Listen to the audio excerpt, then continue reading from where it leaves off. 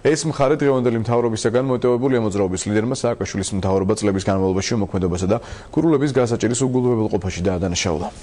საქართველოს დამოუკიდებლობისათვის თავშეწირული ადამიანების სულების მოსახსენებლად და ჩვენი საქართველოს გასამთლიანებლად.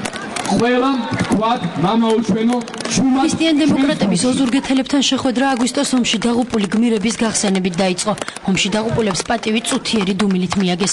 ლიდერებმა ოზურგეთის სტადიონზე შეკრებილ გურულებს პარტიის წინასაარჩევნო პროგრამა გააცნეს. შეხვედრაზე გიორგი თარგამაძემ პოლიტიკოსები სასულიერო პირების განკითხვის გამო გააკრიტიკა. თარგამაძის განცხადებით სასულიერო პირების კარგ და ცუდ ეპისკოპოსებად დაყოფა საზოგადოების გახლეჩვის წინაპირობაა. ის ოპოზიციონერი პოლიტიკოსი, რომელიც იწყებს საჯაროდ განკითხვას ჩვენი ეკლესიის წევრების და მათ შორის ხულდელმთავრების, არაფრით ჩამოუვარდება ნაციონალური მოძრაობის იმ ლიდერებს, რომლებიც თავიანთ კომენტარებში ცალკეულ ეპისკოპოსებს ჯოჯოხეთისაკენ მიმავალ ბილიკზე მიუთითებენ.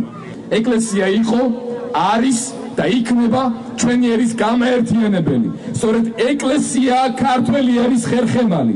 ეკლესია, რომელიც წარმოადგენს ერთდროულად ფარსაც და მახვილსაც საქართველოს გამთლიანებისა და საქართველოს გაერთიანებისათვის ბრძოლაში. ბავშვებს განათლება, მშობლებს დასაქმება, ხოლო პენსიონერებს დაფასება. ქრისტიან დემოკრატების წინასაარჩევნო პროგრამის პრიორიტეტები ოზურგეთელებმა პარტიის ლიდერებისგან პირადად მოისმინეს.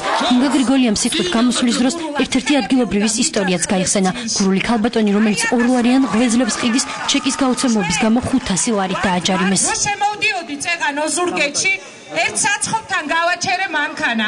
მოხუცი გურული ბებოები იყვნენ და კარგახანი ვესაუბრებოდი. და ერთმა ატირებულმა მითხრა, ცრემლები მოსდიოდა თვალებიდან.